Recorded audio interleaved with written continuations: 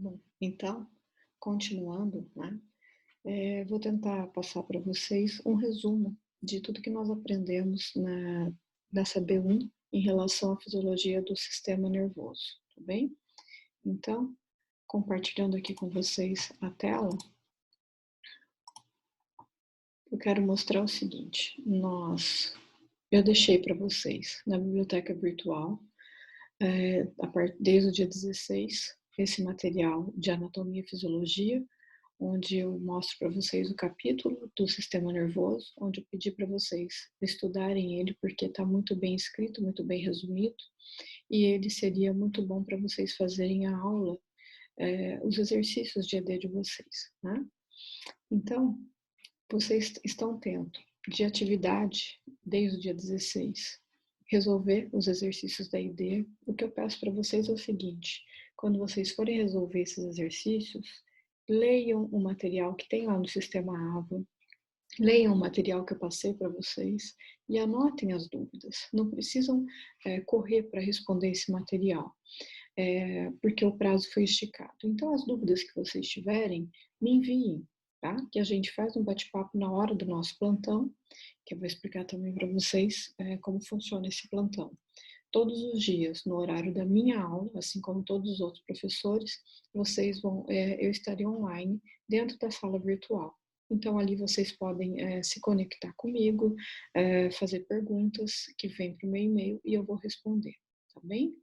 Além disso, eu mandei também para vocês no e-mail 2 artigos que eu desejo que vocês tenham lido, que vão ajudar muito a vocês entenderem todo esse processo da fisiologia do sistema nervoso, tá bem?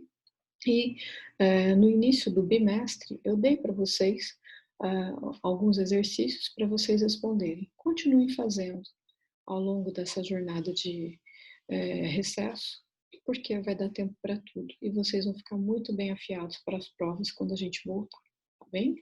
Bom, então, quanto a essa revisão da fisiologia do sistema nervoso, o que eu peço para vocês é que vocês precisam entender a composição de um neurônio, entender o processo de sinapse, né? Vou falar isso para vocês, entender a sensibilidade somática e visceral e os receptores, e entender a motricidade reflexa, automática, as funções motoras do córtex cerebral, os gânglios da base, o cerebelo, a área de Wernicke e a área de Broca. Então é isso, e os tipos de nervos, né? Então é isso que eu vou abordar hoje na nossa aula, tá bem?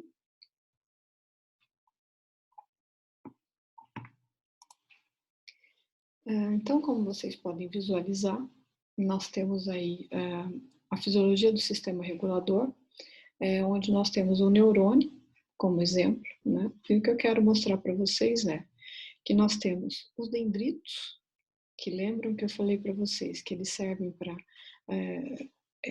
a entrada, né, de estímulos nervosos, e aqui nós temos dentro dessa célula nervosa o núcleo e aqui as organelas inseridas nela. Mas o mais importante é que vocês entendam que os estímulos entram pelos dendritos, vêm, passam pelo axônio e vão chegar lá nas terminações nervosas. A composição, então, de um neurônio é principalmente dendritos, corpo celular ou pericário, axônio e terminações nervosas livres, né? Ele é revestido, o axônio, de bainha de mielina. Essa bainha de mielina funciona como uma capa de gordura, onde ela não vai permitir, com que os componentes elétricos saiam dela, fazendo com que seja muito mais rápido a condução desse estímulo. Bom, então aqui nas terminações nervosas livres, a gente tem dois tipos de comunicação sináptica, né? Então nós temos a comunicação elétrica e a gente tem a química, onde eu já expliquei para vocês que as terminações nervosas não se grudam a um órgão efetor. Elas têm um espaço que a gente chama de fenda sináptica e é aí que vai ser liberado os neurotransmissores. Então, seguindo aqui, nós temos a finalização da terminação nervosa, onde nós temos dentro dela vesículas, né, com neurotransmissores, e conforme o estímulo, o neurotransmissor é liberado, ou inibitório ou excitatório, por exemplo. né? E na célula pós-sináptica, ou no órgão pós-sináptico, nós temos receptores específicos para o neurônio que vai sair e ser absorvido pela próxima célula, ok? Então, qual é a função disso tudo? Fazer a comunicação com outros neurônios ou órgãos, onde a terminação nervosa vai fazer o processo de sinapse e transmitir, então, esses neurotransmissores. Como exemplo, nós temos aqui um neurotransmissor, que é o glutamato, né, que é um dos mais abundantes, feitos pelo nosso sistema fisiológico, onde, então, o glutamato ele está sendo recepcionado pela célula pós-sináptica, né? E qual é a função dele? Ajudar na transmissão da nossa memória, dos nossos pensamentos, memorização, pensamento, nossas movimentações, né? E também, obviamente, as nossas sensações. Então, o grande papel dele é fazer a comunicação entre os neurônios, porque os neurônios estão interconectados. E eles podem, né, vir a ser afetados por algum tipo de doença, por exemplo, Alzheimer, né, ou afetados por drogas. E isso, então, pode fazer com que a gente tenha a falta de glutamato. E isso pode acabar gerando complicações para nós. E é assim que acontece os procedimentos com a maioria dos neurotransmissores. Bom, para a gente ter sensibilidade, para os nossos dendritos receberem os estímulos, nós precisamos que esses estímulos entrem no nosso corpo. E, geralmente, eles entram pelas vias aferentes, como eu já disse a vocês, mas eles entram pela pele. E a nossa pele, ela tem receptores específicos. Esses receptores específicos, então, eu posso dar um exemplo aqui para vocês. Os receptores de Ruffini, tá? Que eles vão responder ao esticamento, ao estiramento da nossa pele. Um outro muito famoso também são as terminações nervosas livres, que vão responder a nossos estímulos de dor, de temperatura. Tá? Nós temos receptores de pressão também. Né? Os corpúsculos de Ruffini detectam as vibrações. E, além disso, né, além disso, nós temos receptores de Merkel e de Meissner. Por exemplo, o de Merkel, ele sempre vai detectar uma pressão contínua. Sei lá, por exemplo, a dor é um exemplo disso. O corpúsculo de Meissner, não. Ele vai responder aos estímulos, ele vai se adaptar a esses estímulos. E nessa adaptação, então, a gente consegue, por exemplo, carregar uma mochila sem lembrar que ela está nas nossas costas. A gente consegue vestir uma roupa ou sentar numa cadeira sem ficar lembrando, sendo estimulado que a gente tem algo sob a nossa pele, tá? Então, essas informações sensoriais, elas são usadas para atender 4 grandes funções, que são a percepção, e aí a gente tem que interpretar essa percepção, controlar os nossos movimentos, regular as funções dos nossos órgãos internos e, obviamente, manutenção das nossas consciências em relação ao ambiente em que estamos. Um outro exemplo de receptores podem ser os receptores viscerais. Né? Como exemplo dos receptores viscerais, vou colocar para vocês, por exemplo, a dor. É a dor referida. A dor referida, o nosso cérebro ele não distingue, por exemplo, quando o paciente vai ao médico, ele fala que ele está com uma dor em determinada região do corpo. Mas essa região do corpo nem sempre é o local onde a causa da dor está realmente acontecendo. Né? Então, eu tenho, por exemplo, uma apendicite e a pessoa sente dor em regiões abdominais que não exatamente no órgão, né, no apêndice. Assim como uma pessoa, quando ela está, sei lá, sofrendo um infarto, ela vai dizer que ela sente dores no membro superior esquerdo, né? E aí pode ser um princípio de infarto. Então, por isso que é muito importante esse conhecimento. Então, por que essa dor referida, ela não é no local exato? Porque os nervos, que sentem essa dor são os nervos de origem embrionária. Então, é por isso que a pessoa tem essa dor referida. Voltando a falar dos receptores de adaptação rápida ou lenta, né? Voltando a falar de Meissner e Merkel, então, por exemplo, os receptores de adaptação rápida, que a gente chama também de fásicos, eles vão fornecer informações sobre a variação do nosso estímulo. Então, por exemplo, o estímulo está ali, mas o nosso corpo se adapta a ele. Então, quando a gente entra, por exemplo, numa banheira onde a água está quente, no começo a gente não consegue entrar, ou uma banheira com muito gelo, com água de gelo, no começo é difícil, mas depois a gente vai adaptando a nossa pele e a gente consegue ficar ali. E isso acontece com um banho frio também, que não é nada agradável para nós, né? Já os receptores de adaptação lenta ou receptores de Merkel, o nosso corpo, o nosso cérebro, ele não vai deixar de sentir, de ter essa sensação. Então, a dor, né? Então, por exemplo, nós temos uma capacidade de sentir o frio e de sentir o calor. Né? Acima de 45 graus, nossos receptores já não detectam mais essa temperatura, né? O tamanho dela.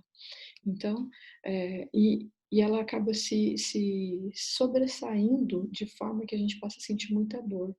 Ou qualquer outra dor, né? O nosso corpo não pode se adaptar. Por quê? Porque a gente precisa procurar a causa, por uma questão óbvia de proteção. Em se tratando, então, da parte de motricidade somática, né, as nossas vias eferentes são aquelas que sentiram o estímulo e elas vão dar uma resposta, nós temos algumas divisões. Então, por exemplo, um estímulo reflexo, a resposta reflexa, motora reflexa, ela é somente a nível de medula espinhal. Ela não precisa chegar ao cérebro para a gente saber o que está acontecendo. Por quê? Por uma questão de proteção. Então, nós vamos ter uma resposta muito rápida, tá? Então, essa resposta é reflexa. Então, coloco aqui no slide para vocês um exemplo, né, muito clássico de a gente, por exemplo, colocar o dedo em cima de um prego, de uma tarraxinha, ou aquela questão do médico bater com o martelo na nossa região do joelho, né, a nível de patela. Então, o que é isso? É um reflexo.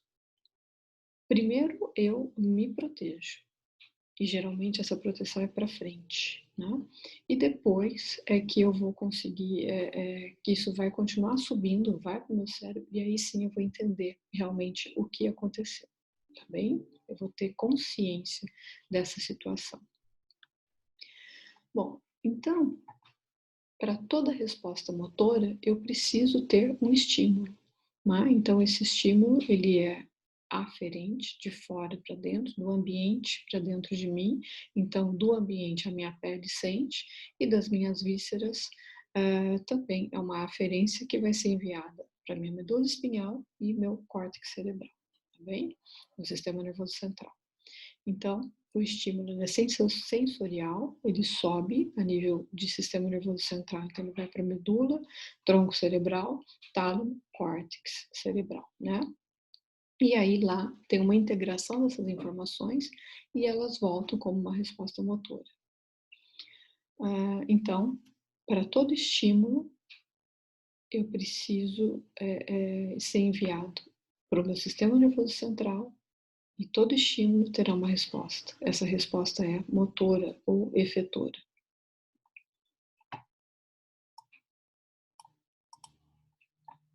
Então, as informações, agora resumindo tudo que foi dito, né? As informações elas vão sempre de fora para dentro, da periferia em direção ao nosso meio, ao nosso sistema nervoso central. Do que é composto nosso sistema nervoso central? Medula, tronco encefálico e o encéfalo. O encéfalo é constituído de cérebro, cerebelo, tá bem? E a parte periférica é o nosso sistema nervoso periférico. Bom, então aqui nessa figura, o que é muito importante vocês entenderem, olha, todas as sensações que oriundas aqui da pele, tá? De vários receptores, que nós já falamos, de Meissner, Merkel, dor, calor, pressão, né? Terminações nervosas livres que vão transmitir isso, tudo vai para a medula espinhal. Da medula espinhal vai passar pelo tronco encefálico e vai chegar lá no tálamo. Aqui no tálamo, até aqui, nada é consciente. O tálamo, ele tem o papel de integração das informações. Então, o papel dele é enviar para a parte cortical correta todos os estímulos que recebemos, exceto um. Os estímulos do olfato não passam pelo tálamo. É a única exceção. O nervo olfatório não passa pelo tálamo. Então, chegou na parte do córtex cerebral sensitivo, que é ali no lobo parietal, essas informações vão vir direto para a área cortical, motora, pré-motora, e aí sim o nosso corpo terá as respostas via tálamo e vão descer, né? E essas respostas virão então para o nosso corpo.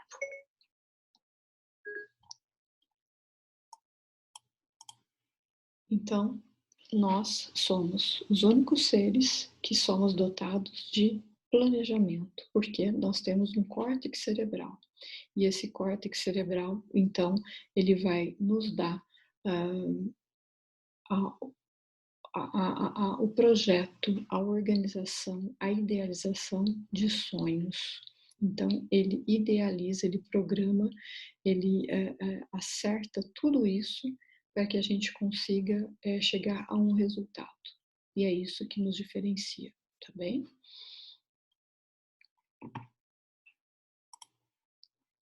Um outro detalhe, né, que o nosso cerebelo, as informações também vão passar, elas vão lá para o tálamo, mas elas têm que passar também no cerebelo. O cerebelo recebe essa informação e toda a parte de movimentação, de equilíbrio nossa, vai ficar ali nele. Ele vai aprendendo conforme a gente vai repetindo o estímulo daquele movimento, ele vai aprendendo, aprimorando. E aí, então, ele vai corrigindo e a gente vai ficar muito preciso, muito bom no movimento. Por isso que a gente é capaz de tudo. Bom, e se tratando, então, desse nosso sábio sistema nervoso, nós temos aqui algumas particularidades. Então, em relação ao tálamo, né? Já vimos a importância dele. Então, aqui, em relação ao olfato, já mostrei para vocês que é o único nervo que não passa pelo tálamo, ele é individualizado, nós temos mais ou menos 20 nervos aqui, né? E ele vai, então, direto para a parte cortical, tá? O bulbo olfatório aqui, que é um nervo exclusivo, né? As demais, todas vão passar pelo tálamo, como nós bem vimos. E, então, nós temos aqui nessa região o tronco encefálico, que se divide em mesencéfalo, ponte e bulbo. Depois nós temos a medula espinhal, que vai descer nessa região aqui. Essa região, ela tem uma função muito importante, que é de manter a nossa pressão arterial em equilíbrio, os nossos batimentos cardíacos, a nossa respiração e outras funções. Assim como o nosso mesencéfalo, ele é fundamental para integrar aquilo que a gente enxerga, então a nossa visão, a nossa audição, que é aqui no lobo temporal, a movimentação dos nossos olhos e a movimentação do nosso corpo, porque ele está trabalhando aqui junto com o cerebelo. Então, essa é a função do tronco encefálico, tá? Quanto à função reticular bulbar do tronco cerebral, nós temos essa região do sistema límbico, tá? Onde eles vão ativar o córtex cerebral, então aqui nessa região vai nos dar o sono, a vigília e outras funções. Em relação às funções motoras do córtex cerebral, né, nós temos os gânglios da base e do cerebelo, eles vão atuar aqui, né, em conjunto, então eles vão nos permitir atividades motoras mais complexas, porque vão nos ajudar no equilíbrio, e também movimentos mais grosseiros. Em relação a duas outras áreas muito importantes que nós temos aqui, que é a área de Broca e a área de Wernicke, a área de Broca se localiza no lobo temporal, no lobo frontal, e a área de Wernicke se localiza no lobo temporal. As duas estão intimamente associadas, tá bem? Então, a área de Broca é dependente da área de Wernicke. A área de Broca, ela é responsável pela nossa linguagem, pela nossa fala, e a área de Wernicke, ela está mais associada à parte de auditiva. Então, a gente ouve, então a gente compreende, interpreta, isso faz uma integração, joga esse estímulo, essa informação para a área de Broca, e aí então o indivíduo consegue falar, que é aquilo que eu já expliquei para vocês em relação ao surdo-mudo. Se ele é surdo, nasceu surdo, ele será mudo, tá bem? E, por último, né, finalizando a nossa revisão, nós temos aqui a parte cortical motora, que a integração de tudo isso que foi dito vai nos permitir movimentos precisos, delicados, a capacidade da gente se movimentar, a capacidade da gente se localizar, e tudo isso, quando aprendido, vai ficar armazenado no lobo frontal, tá bem? Eu espero ter contribuído com vocês e até a nossa próxima aula.